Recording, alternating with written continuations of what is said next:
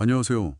오늘 여러분과 함께 깊이 파고들 주제, 바로 이 인공지능, AI 시대의 일자리 변화입니다.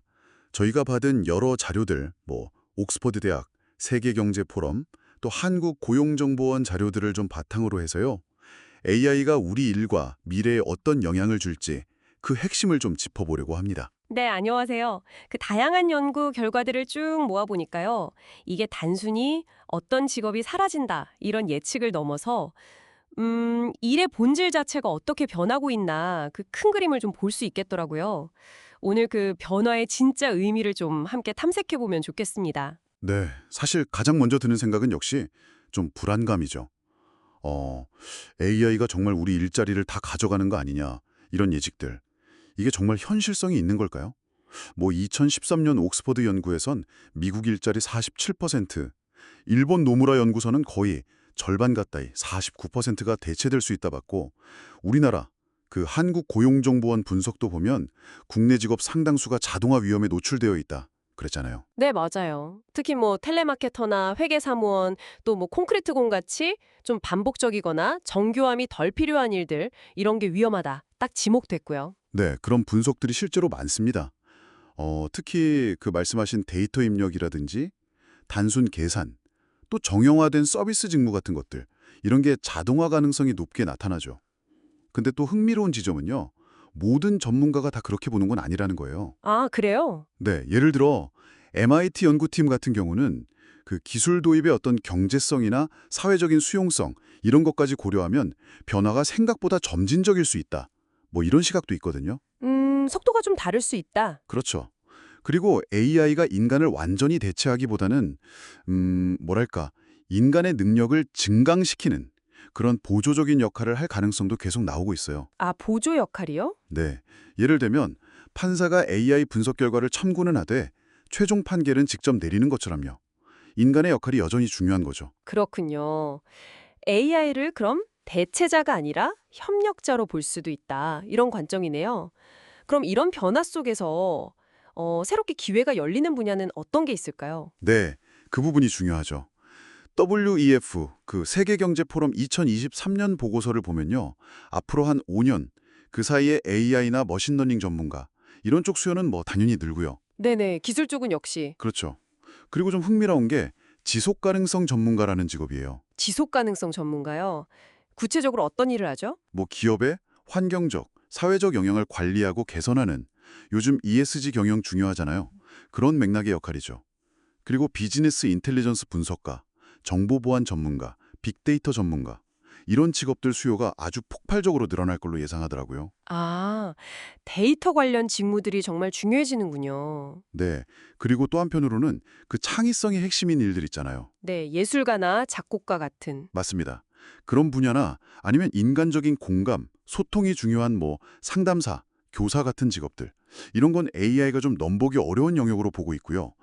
물론 좀 주의할 점은 같은 직군이라도 좀 달라요.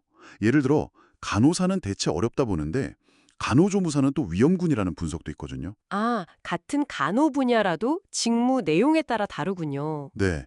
구체적인 역할이 중요한 거죠. 듣고 보니 단순히 사라지는 직업만 볼 게 아니네요, 정말. 결국 중요한 건 이 변화에 어떻게 적응하느냐, 그 능력일 텐데요. 어떤 역량이 특히 더 중요해질까요? 바로 그 점입니다. WEF에서는 미래 핵심 역량으로 단연 분석적 사고하고 창의적 사고를 제일 먼저 꼽았어요. 분석적 사고와 창의적 사고. 네. 그 다음으로는 이제 기술 문해력, 그러니까 새로운 기술을 이해하고 활용하는 능력 중요하고요. 또 끊임없이 배우려는 어떤 호기심, 평생 학습 태도, 그리고 어려움을 겪어도 다시 일어서는 힘, 그 회복 탄력성 같은 것들, 이런 걸 중요하게 강조합니다. 기술 문해력. 역시 AI나 빅데이터 활용 능력 같은 게 기본이 되겠네요. 맞습니다. 이제는 정말 기본 소양이 되어가고 있죠. 국내 기업들도 직원 교육할 때 보면 이런 분석적 사고, 창의적 사고, 그리고 AI 빅데이터 활용 능력 향상, 여기에 우선순위를 두고 있거든요. 핵심은 단순히 지식을 막 쌓는 걸 넘어서 새로운 상황에 좀 유연하게 적응하고 계속 배우는 태도, 그게 중요한 것 같아요. 네. 자, 그럼 이 전망들을 좀 종합해 볼 때요. 일자리의 미래는 어떻게 그려볼 수 있을까요? 이게 순수하게 줄어들기만 하는 걸까요? 아니면 뭔가 변하는 걸까요? 그 WEF의 가장 최근 2023년 전망을 보면요.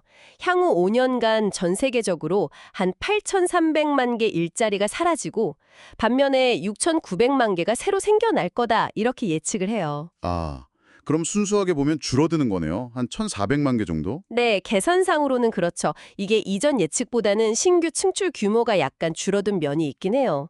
하지만 이 숫자 자체보다 더 중요한 건 제 생각에는 일의 성격 자체가 근본적으로 바뀐다는 사실인 것 같아요. 일의 성격이 바뀐다. 네, 그러니까 이제 AI랑 어떻게 협력할 거냐, 이 변화하는 기술 환경에 어떻게 적응할 거냐, 그리고 인간만이 가진 어떤 창의성, 비판적 사고, 공감 능력 이런 걸 어떻게 더 잘 발휘할 거냐, 이게 관건이 되는 거죠.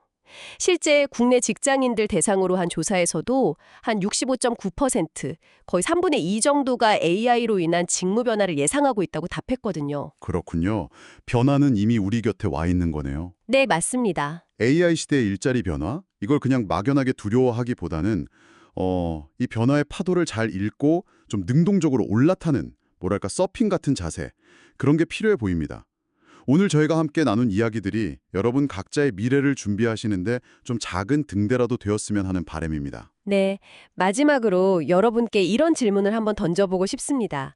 현재 여러분이 하고 계신 일이나 혹은 관심 있는 분야에서요, 이 AI라는 신기술을 어떻게 활용하면 남들과는 다른 여러분만의 고유한 가치를 만들어낼 수 있을까요? AI를 그저 경쟁자로만 볼 게 아니라 나만의 경쟁력을 더 키워주는 도구이자 파트너로 삼는 방법을 고민해보는 것. 그것이야말로 미래를 준비하는 가장 확실한 첫걸음이 아닐까 저는 그렇게 생각합니다.